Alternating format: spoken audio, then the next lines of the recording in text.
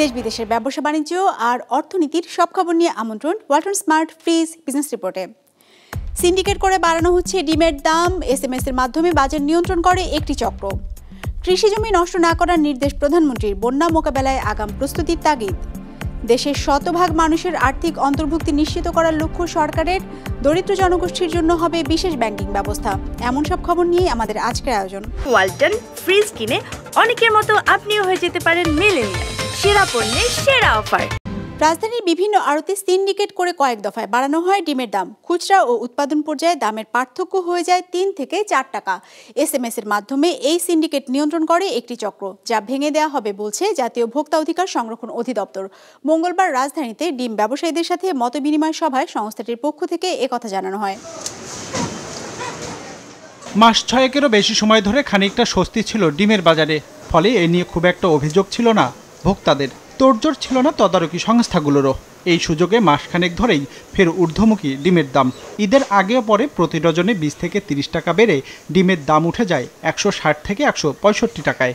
একটা ডিম মনে করেন 3 জায়গায় বিক্রি হয়, আমাগর লয়ে 4 জায়গায় বিক্রি হয়। তো 4 জায়গায় যদি বিক্রি হয় তাহলে এটার দামটা গিয়ে কতটুকু পরে বেশি। ঈদের আগে ছিল 13 টাকা 30 পয়সা, ঈদের পরে দাম একটু কমছে, দুদিন পর থেকে আবার মাল দাম বাড়া শুরু হচ্ছে। রাজধানীর বাজারে যখন এমন পরিস্থিতি, তখন ডিমের মূল্য বৃদ্ধির কারণ জানতে উৎপাদক আর ব্যবসায়ীদের সাথে বসে ভোক্তা অধিকার সংরক্ষণ অধিদপ্তর। বৈঠকে বলা হয়, একটি ডিমের উৎপাদন খরচ সর্বোচ্চ 10 টাকা 88 পয়সা।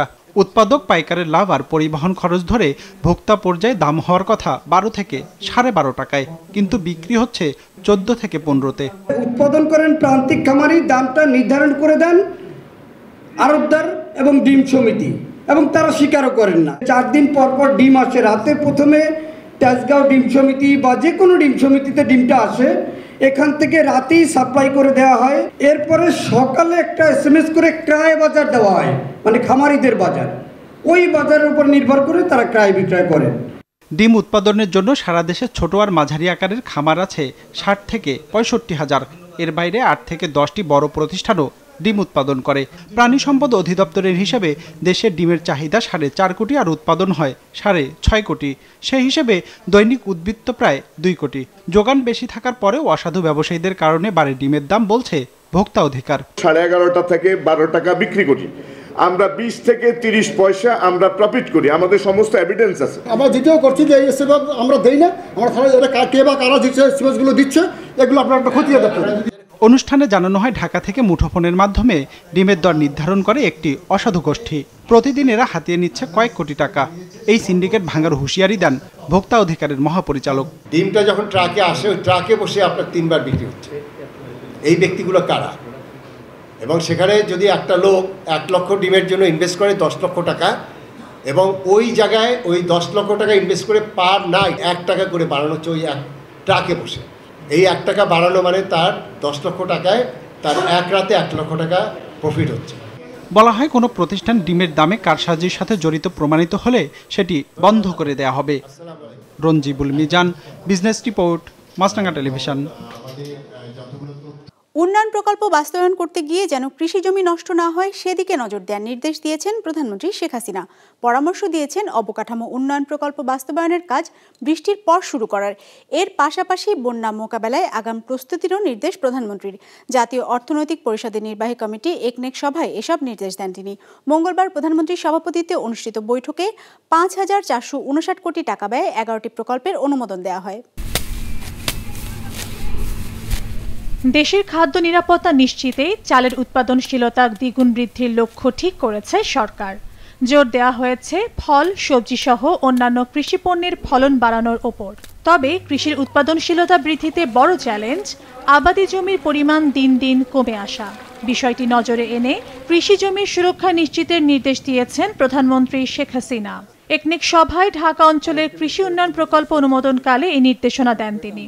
প্রকল্পটিতে বরাদ্দ দেওয়া হয়েছে 145 কোটি টাকা। ঢাকা জেলার আশেপাশে কৃষি জমি প্রায় সবই দখল হয়ে গেছে। আবাসনের অর্থে আবাসনের জন্য কেনা হয়ে গেছে দেখা যায়। যেখানে যেখানে জমি রয়েছে সেগুলো যতদূর সম্ভব ত্বরান্বিত করতে হবে, যাতে কৃষি উৎপাদন বৃদ্ধি পায় এবং বেশি হয়। দেশের বিভিন্ন জেলায় পল্লী অবকাঠামো উন্নয়নে কাজ করছে সরকার। সেই ধারাবাহিকতায় এবার অনুমোদন দেওয়া হয়েছে মুন্সিগঞ্জ জেলার পল্লী অবকাঠামো উন্নয়ন প্রকল্পের।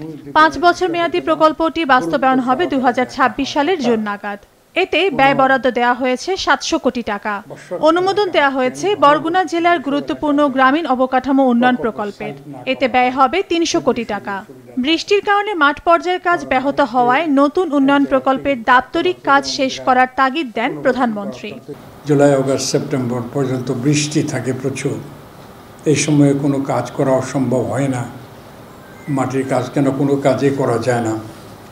তাই তিনি সবাইকে নির্দেশনা দিয়েছেন, বলেছেন যে এই সময়টা আপনারা প্রস্তুতি গ্রহণ করেন, সকল প্রকার পেপার ওয়ার্কস যেগুলো আছে অফিসে ঘরে বসে করার কাজগুলো শেষ করেন, যাতে বৃষ্টি থামার পরেই আমরা আমাদের মূল কাজে আমরা অগ্রসর হতে পারি। অনুমোদন দেওয়া হয়েছে দেশের বিভিন্ন স্থানে বাংলাদেশ পুলিশের থানার প্রশাসনিক কাম ব্যারাক ভবন নির্মাণ, বেসিক মুদ্রণ শিল্প নগরী আর শিশু উন্নয়ন কেন্দ্র স্থাপন প্রকল্পের। একনেক বৈঠকে প্রকল্প পরিচালক নির্ধারণে সঠিক ব্যবস্থাপনার নির্দেশ দিয়েছেন প্রধানমন্ত্রী। প্রজেক্ট ডাইরেক্টর, পিডি যাকে বলা হয়, পরিচালক, প্রকল্প পরিচালক, তাদের নিয়োগ নিয়ন্ত্রণে, প্রশিক্ষণে জোর দিতে বলেছেন এবং একজন পিডিকে যেন একটার বেশি প্রকল্প না দেওয়া হয় সেদিকেও লক্ষ্য রাখতে বলেছেন। এদিন 11টি উন্নয়ন প্রকল্পের অনুমোদন দেওয়া হয় প্রধানমন্ত্রী শেখ হাসিনার সভাপতিত্বে অনুষ্ঠিত একনেক সভায়। এসব প্রকল্পে মোট ব্যয় বরাদ্দের পরিমাণ 5,459 কোটি টাকা। এ সময় সামনের মাসে বন্যার আশঙ্কার কথা জানিয়ে এ বিষয়ে আগাম প্রস্তুতি নেওয়ার নির্দেশ দিয়েছেন প্রধানমন্ত্রী। তাবাসসুম আহমেদ, বিজনেস রিপোর্ট, মাছরাঙা টেলিভিশন। 2026 সাল নাগাদ দেশের শতভাগ মানুষের আর্থিক অন্তর্ভুক্তি নিশ্চিত করতে চায় সরকার। এরই অংশ হিসেবে দেশের দরিদ্র জনগোষ্ঠীর জন্য বিশেষ ব্যাংকিং ব্যবস্থা চালুর নির্দেশনা দিয়েছে বাংলাদেশ ব্যাংক। মঙ্গলবার রাজধানীতে আমেরিকান চেম্বার অব কমার্স আয়োজিত এক আলোচনায় এমন সব তথ্য জানিয়েছেন অর্থ প্রতিমন্ত্রী। জানান, দেশের বৃহৎ জনগোষ্ঠীকে দারিদ্রতার হাত থেকে মুক্তি দেওয়ার পাশাপাশি স্মার্ট বাংলাদেশ বিনির্মাণে অংশ হিসেবেই এমন উদ্যোগ নিয়েছে সরকার। দেশের মোট জনগোষ্ঠীর মধ্যে ব্যাংক হিসাব আছে 25% মানুষের। এমন তথ্য পাওয়া যায় বাংলাদেশ পরিসংখ্যান ব্যুরোর গৃহ গণনা ও আদমশুমারি 2022 সালের হিসেবে। এছাড়া মোবাইল ব্যাংকিং অ্যাকাউন্ট আছে আরও 39% মানুষের। যদিও আগামী 2 বছরের মধ্যে দেশের শতভাগ মানুষের আর্থিক অন্তর্ভুক্তি নিশ্চিত করতে চায় সরকার, কিন্তু সেটি কিভাবে সম্ভব? It is getting momentum in Bangladesh and people, the citizens of Bangladesh are not only resilient, I think they can adopt to change very fast.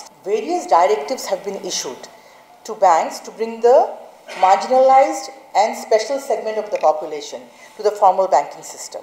These accounts, by opening opening no-frill accounts for them without unnecessary fees.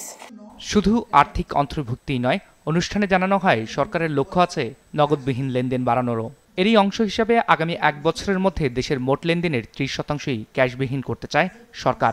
আর 2031 সালের মধ্যে শতভাগ নগদবিহীন লেনদেনের পরিকল্পনা আছে তাদের। এজন্য উদ্যোক্তাদের এগিয়ে আসার আহ্বান জানিয়েছেন অর্থ প্রতিমন্ত্রী। Honorable Prime Minister Sheikh Hasina has given us a target that is a steep target, but with the partnership of private and public sector and foreign investment, we will get there. MTEB is a strong believer of cashless and digital economy and recommended to Bangladesh government to discourage the cash payment and introduce the digital payment at every sector. We see the metro tolls and rapid bus in Bangladesh are all running at closed loop. This needs to be open loop, and American companies like MasterCard and Visa can support the government to establish an open loop ecosystem. এর বাইরেও অনুষ্ঠানে উঠে আসে ঋণের সুদহার ও বৈদেশিক মুদ্রাবাজারের বিষয়টি, যেখানে বাজার ভিত্তিক সুদহার ও ক্রলিং প্যাকের সুফল পেতে আরও কিছুটা সময় লাগবে বলে জানিয়েছেন অর্থ প্রতিমন্ত্রী। রাহিন শোভন, বিজনেস রিপোর্ট, মাছরাঙা টেলিভিশন। ওয়ালটন ফ্রিজ কিনে অনেকের মতো আপনিও হয়ে যেতে পারেন মিলেনিয়াল। সেরা পণ্যের সেরা অফার। তরল পেট্রোলিয়াম গ্যাস বা এলপিজির দাম বেড়েছে দেশে। জুলাই মাসের জন্য 12 কেজি সিলিন্ডারের দর 1366 টাকা নির্ধারণ করা হয়েছে, যা আগের মাসের চেয়ে 3 টাকা বেশি। সোমবার রাজধানীতে সংবাদ সম্মেলন করে বাংলাদেশ এনার্জি রেগুলেটরি কমিশন এই দর কাঠামো ঘোষণা করে। তরল পেট্রোলিয়াম গ্যাস বা এলপিজি প্রোপেন আর বিউটেনের মিশ্রণে তৈরি হয় এই গ্যাস, আর বিশ্ববাজারে এই দুই কাঁচামালের দরের উপর ভিত্তি করে দেশে নির্ধারিত হয় এলপিজি গ্যাসের দাম।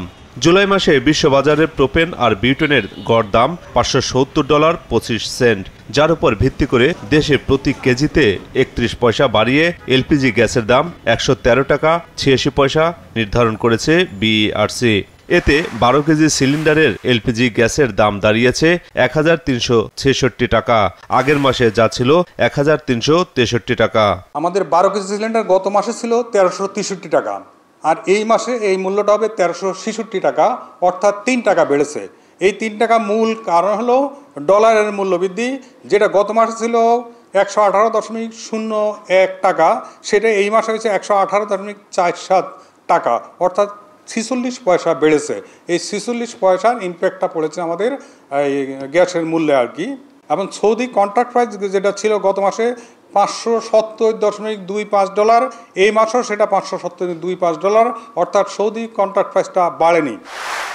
নতুন দর কাঠামো অনুযায়ী 5.5 কেজির সিলিন্ডার বিক্রি হবে 627 টাকায়। 1708 টাকায় নির্ধারণ করা হয়েছে 15 কেজি সিলিন্ডারের সর্বোচ্চ দাম। 2847 টাকা দিতে হবে 25 কেজি সিলিন্ডারের জন্য, আর হোটেল রেস্টুরেন্টে ব্যবহৃত 45 কেজি সিলিন্ডারের দাম ঘোষণা করা হয়েছে 5124 টাকা। এর বাইরে গাড়িতে ব্যবহার হওয়া এলপিজি বা অটো গ্যাসের গ্রাহক পর্যায়ে দাম প্রতি লিটারে 17 পয়সা বাড়িয়ে নির্ধারণ করা হয়েছে 62 টাকা 70 পয়সা। প্রতি কেজি এলপিজির মূল্য গত মাসে ছিল 113 টাকা 55 পয়সা, এটা এই মাসে হবে 113 টাকা 86 পয়সা, অর্থাৎ 31 পয়সা বেড়েছে। প্রতি লিটার অটো গ্যাসের মূল্য ছিল 62 টাকা 53 পয়সা গত মাসে, এই মাসে হয়েছে 62 টাকা 70 পয়সা, অর্থাৎ প্রতি লিটার বেড়েছে 17 পয়সা। সোমবার সন্ধ্যা 6টা থেকে নতুন দর কার্যকর হয়েছে। মাহমুদুল হাসান, বিজনেস রিপোর্ট, মাছরাঙা টেলিভিশন।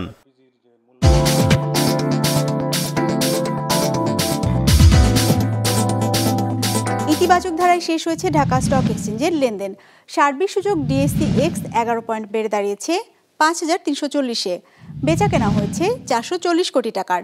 লেনদেনে অংশ নেওয়া প্রতিষ্ঠানগুলোর মধ্যে দর বেড়েছে 213টির, কমেছে 125টির, আর অপরিবর্তিত আছে 56টির দর। এবার বাজার নিয়ে বিশ্লেষণ শুনবো সিটি ব্যাংক ক্যাপিটালের। আজ মার্কেট দিনের শুরুতে ঊর্ধ্বগতি নিয়ে তার লেনদেন শুরু করলেও দিনের মধ্যভাগে এসে কিছুটা সেল প্রেশার লক্ষ্য করা যায়, কিন্তু দিনের শেষ ভাগে বিনিয়োগকারীদের মধ্যে বাই প্রেশার বৃদ্ধি পাওয়ার ফলে দিন শেষে মার্কেট 11.78 পয়েন্ট পজিটিভ নিয়ে আজকে তার লেনদেন শেষ করে। আজ মার্কেটে লেনদেনত কোম্পানিগুলোর মধ্যে শেয়ার মূল্য বেড়েছে 213টি, কমেছে 125টি এবং অপরিবর্তিত ছিল 56টি কোম্পানির শেয়ার মূল্য। মার্কেটে আজ টোটাল টার্নওভার ছিল 440 কোটি টাকা। মার্কেটে গত সপ্তাহের এভারেজ টার্নওভার ছিল 560 কোটি টাকা এবং চলতি সপ্তাহে 3 দিনের এভারেজ টার্নওভার ছিল 576 কোটি টাকার মতন। আজকে সবচেয়ে বেশি লেনদেন হয়েছে বিচ হ্যাচারি লিমিটেডের, আজ এদের প্রায় 19 কোটি টাকার মতন লেনদেন হয়েছে, এবং দ্বিতীয়ত ছিল স্যালভো কেমিক্যাল। ইন্ডেক্স বাড়ার জন্য আজ বেশি কন্ট্রিবিউশন রেখেছে রবি, গেইনার লিস্টে প্রথমে পাচ্ছি আফতাব অটো এবং দ্বিতীয়ত ছিল নাভানা সিএনজি। পাবনায় অস্থির হয়ে উঠেছে মশলার বাজার। রেকর্ড পরিমাণ পেঁয়াজের উৎপাদন হলেও মৌসুমেই বিক্রি আকাশচুম্বী দামে। ব্যাপকভাবে বৃদ্ধি পেয়েছে আদা, রসুন, কাঁচামরিচ সহ দেশি বিদেশি মশলার দাম। কোরবানি ঈদের আগে এসব পণ্যের দাম বাড়লেও কমার কোনো লক্ষণ দেখছেন না ক্রেতারা। প্রতিনিধি শহীদুল ইসলামকে সাথে নিয়ে রিপোর্ট করেছেন উৎপল মির্জা। সদ্য বিদায় নিয়েছে পেঁয়াজের মৌসুম, এখনো কৃষকের ঘরেও আছে পর্যাপ্ত পেঁয়াজ। হাট বাজারেও পেঁয়াজের যোগান যথেষ্ট। কৃষি বিভাগের তথ্য অনুযায়ী দেশের অন্যতম পেঁয়াজ প্রধান এ জেলায় এবার আবাদ হয়েছে প্রায় 7.5 লাখ মেট্রিক টন পেঁয়াজ, যা কিনা দেশে মোট চাহিদার প্রায় 1/4। বাংলাদেশের মোট পেঁয়াজ যেখানে 28 লক্ষ মেট্রিক টন চাহিদা, আমাদের এই জেলায় এবছর 7,78,000 মেট্রিক টন পেঁয়াজ উৎপাদন হয়েছে। আমাদের লক্ষ্যমাত্রার চেয়ে 18,000 মেট্রিক টন পেঁয়াজ আমাদের অতিরিক্ত উৎপাদন হয়েছে। অথচ পাবনার বড় বাজারে পেঁয়াজ বিক্রি হচ্ছে কেজি প্রতি 90 থেকে 100 টাকায়। 15 দিনের ব্যবধানে 100 টাকার কাঁচামরিচ বিক্রি হচ্ছে 200 টাকায়। আদা 350 আর রসুন বিক্রি হচ্ছে 250 টাকায়। আজকের পেঁয়াজ গেল লেগা আপনার 90, রসুন গেল লেগা 200, 250, আর আদা গেল 300, 350, মরিচ গেল 200 টাকা কেজি। পেঁয়াজের বাজার, রসুনের বাজার, আদা, কাঁচামরিচ ঈদে আসার আগেও বৃদ্ধি ছিল, এখন ওইভাবেই আছে। কোনো নিয়ন্ত্রণ নাই বাজারে, এলোমেলোভাবে ব্যবসায়িকরা সিন্ডিকেট করে এলোমেলো দামে বিক্রি করতেছে। কুরবানির ঈদে দেশি বিদেশি মশলার দাম বাড়লেও তা এখনও কমেনি। কেজি প্রতি 3000 টাকার এলাচ বিক্রি হচ্ছে 34 থেকে 4000 টাকায়। দারুচিনি, লবঙ্গ, গোলমরিচ, কিশমিশ ও জিরা সহ সব পণ্যের দামই বেড়েছে কেজিতে 2 থেকে 500 টাকায়।